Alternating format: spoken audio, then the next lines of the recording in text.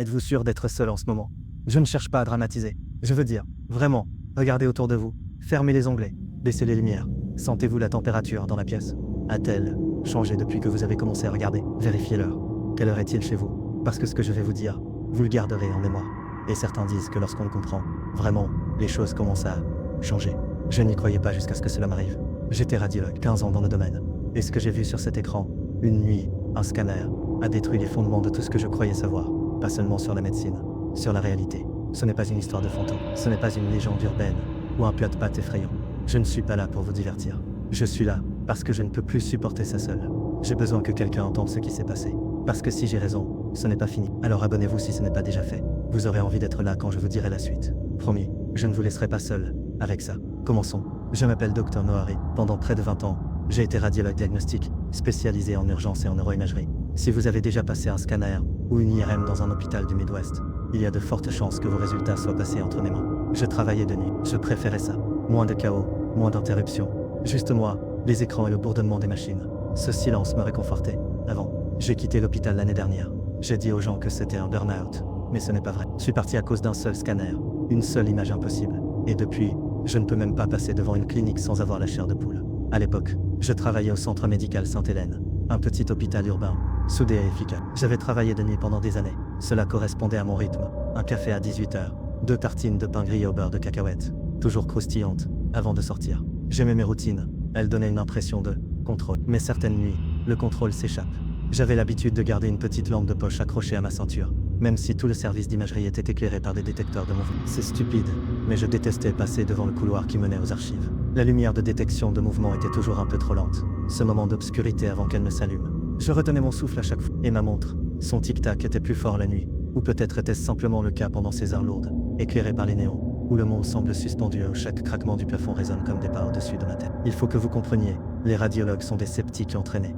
Nous ne devinons pas, nous observons, mesurons, corrélons. C'est pourquoi cette histoire me terrifie toujours. Parce que j'ai vu ce que j'ai vu, et ce n'était pas un effet de lumière, ni une erreur du système. C'était réel, et personne ne m'a cru.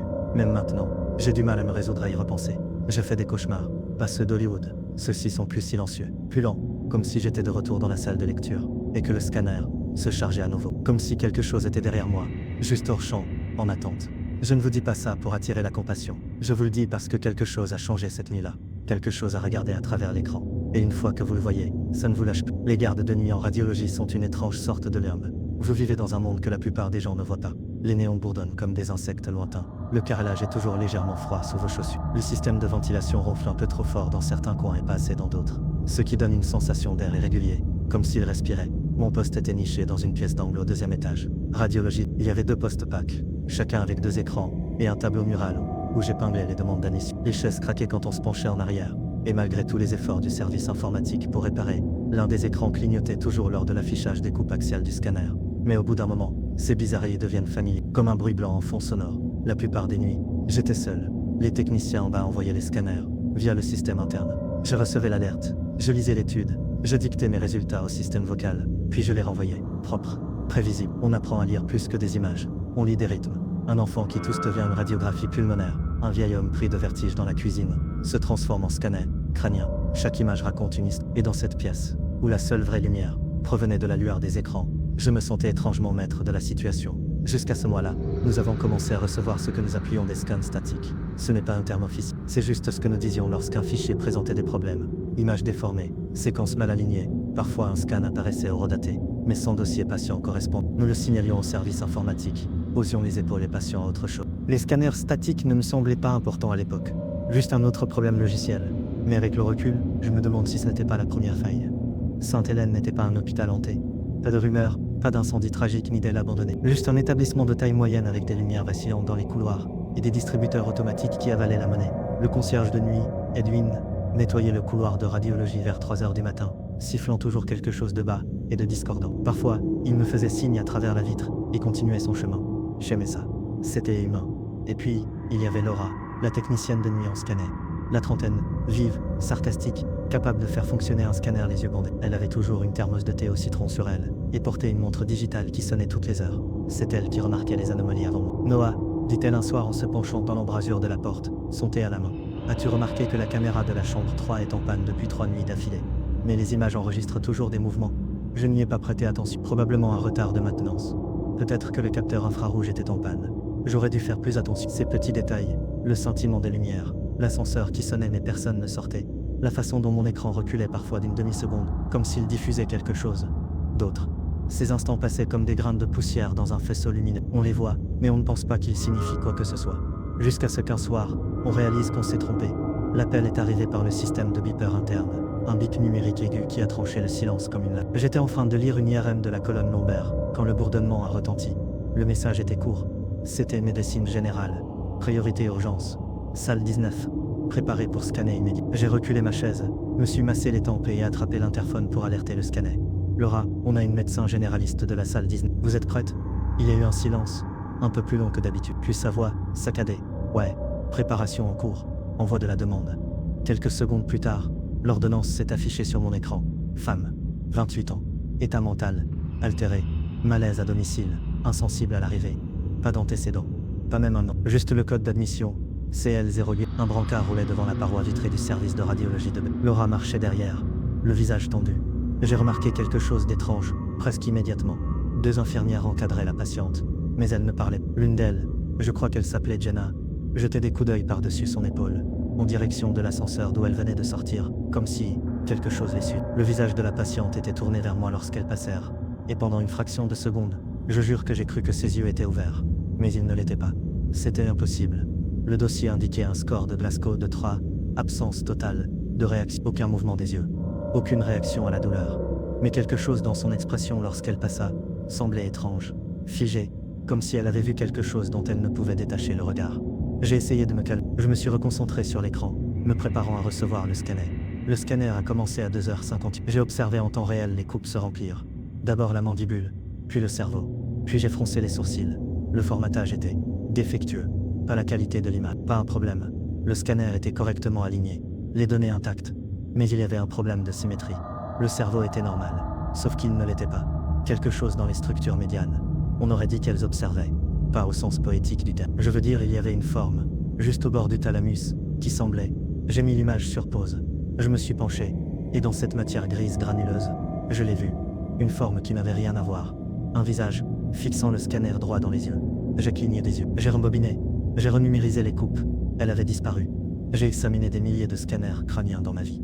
Tumeur, saignement, infarctus, traumatisme, infection. On apprend les formes, les densités, les ombres. On fait confiance à la machine. Mais cette nuit-là, je n'ai fait confiance ni à l'un ni à l'autre. J'ai rechargé les coupes axiales, ralentissant la vitesse image par image. Crâne, orbite, ventricule, noyaux gris centraux. Il n'y avait rien d'anormal techniquement, sauf la forme que j'avais déjà vue. Elle avait disparu, nettoyée comme si elle n'avait jamais existé. Je me suis dit que c'était la fatigue. Longue nuit, yeux secs, images résiduelles qui débordaient entre les scanners. J'ai pris mon café froid. Je l'ai quand même, puis j'ai vérifié les métadonnées. Le scanner a commencé à 2h58. Il s'est terminé à 3h. 32 secondes d'intervalle. Et chaque image portait exactement le même horodatage. Ça n'arrive pas. Ça ne peut pas arriver. Le système marque automatiquement le moment exact de la capture de chaque coupe axiale. Même si la synchronisation de l'horloge échoue, le temps s'incrémente séquentiellement. Je n'avais jamais vu une série complète marquée d'une seconde fiche. J'ai ouvert le journal d'acquisition pour voir s'il y avait une erreur d'enregistrement. Mais les journaux manquaient. Non corrompus. Supprimés. Je me suis tourné vers le couloir. À travers la vitre, j'ai pu voir la faible lueur provenant de la salle de contrôle du scanner. Laura fixait son écran, immobile. Je me suis levé et me suis dirigé vers son poste. Elle n'a pas levé les yeux à mon entrée. Ses yeux étaient rivés sur l'écran. Vous remarquez quelque chose d'anormal sur ce scanner? Ai-je demandé. Elle n'a pas répondu. Je me suis placé à côté d'elle et j'ai baissé les yeux. Le scanner s'était figé sur une image, la même que celle sur laquelle je m'étais arrêté plus tôt. Cette même coupe médiothalamique. Et voilà, c'était de nouveau le cas. Plus clair cette fois. Un visage, à moitié formé, fœtal, pas humain, mais quelque chose était intégré dans le scanner.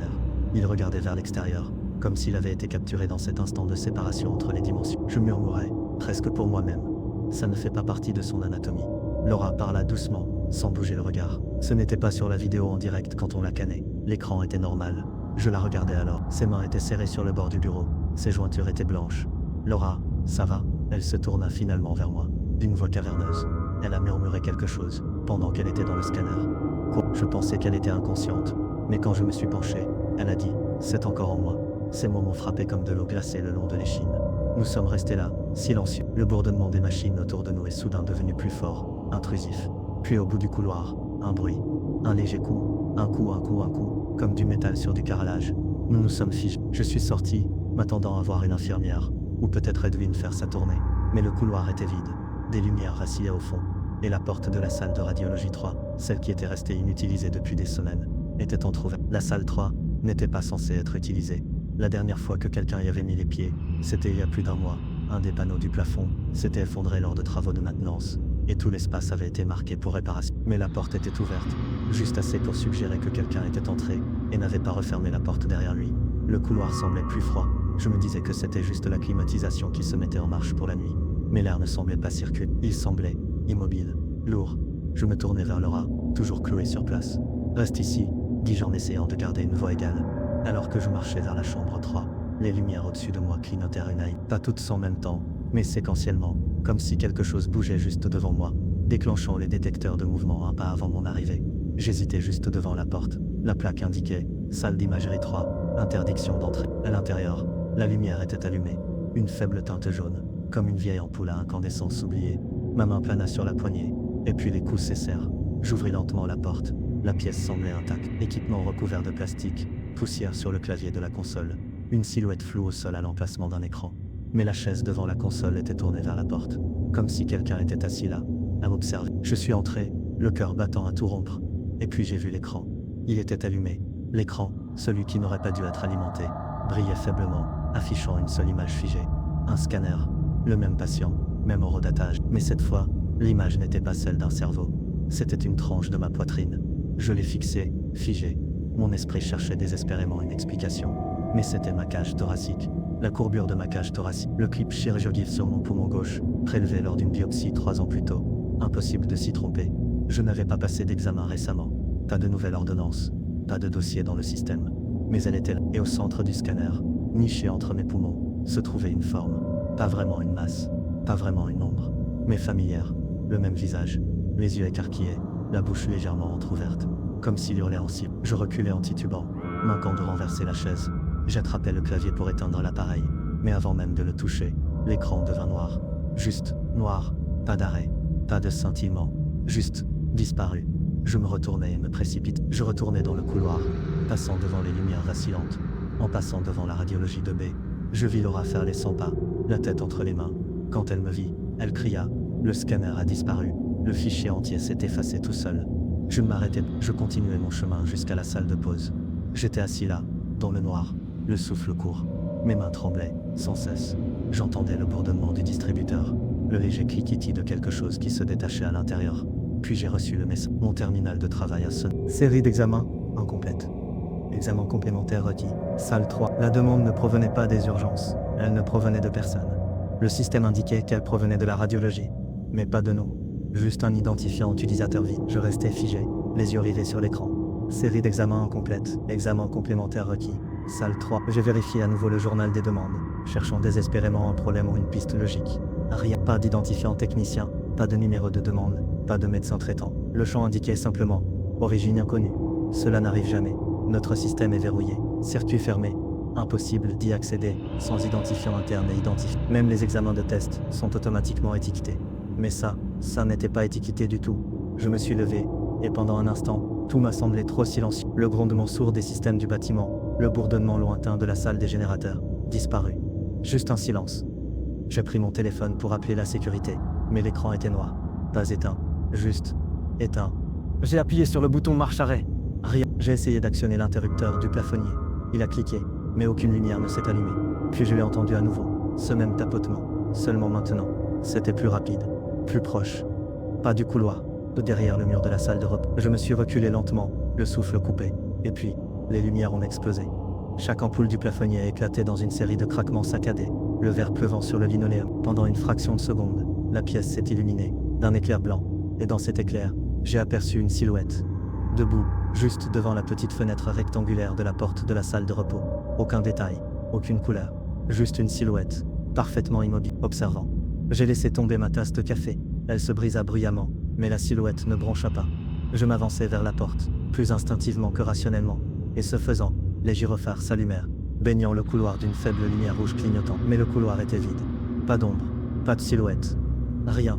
Je me retournai pour regarder dans la salle de repos, et me figeai, Car maintenant, sur le mur d'où provenaient les coups, il y avait quelque chose de nouveau. Une trace. Au début, je crus que ce n'était qu'une ombre, mais c'était trop sombre, trop humide. Du sang. De fines traînées irrégulières. Comme si des doigts avaient glissé le long du mur de l'intérieur. Je m'approchais prudemment, le cœur battant la chamade. Il y avait un motif. 4 lignes, peut-être comme une empreinte de main, essayant de sortir. Et puis je remarquais quelque chose d'encore pire. Le mur était chaud. Chaud au toucher. Comme si quelqu'un ou quelque chose était encore derrière. Je suis retourné en titubant dans le couloir, la poitrine serrée, les poumons peinant à respirer. Mon corps était lourd, comme si je pataugeais dans l'eau. J'ai tourné au coin de la salle de radiologie 3, et je me suis arrêté net. La porte était grande ouverte, et le scanner recommençait. Personne dans la pièce. Mais l'écran était de nouveau allumé. Et l'image, cette fois, bougeait. Une vidéo. Des couples au ralenti défilaient à travers un scanner cérébral. Pas la femme d'origine. Pas moi. Ce cerveau était différent. Plus là, allongé. Chaque coupe révélait quelque chose qui bougeait à l'intérieur des ventricules. De minuscules pulsations, presque comme des doigts tapotant l'intérieur d'un os. Et puis il s'est arrêté. Fixé sur une seule image. Et l'image a clignoté. Je vous jure, il a clignoté. Et à cet instant, la température de la pièce a chuté. Je pouvais voir mon souffle. Mes oreilles se sont débouchées.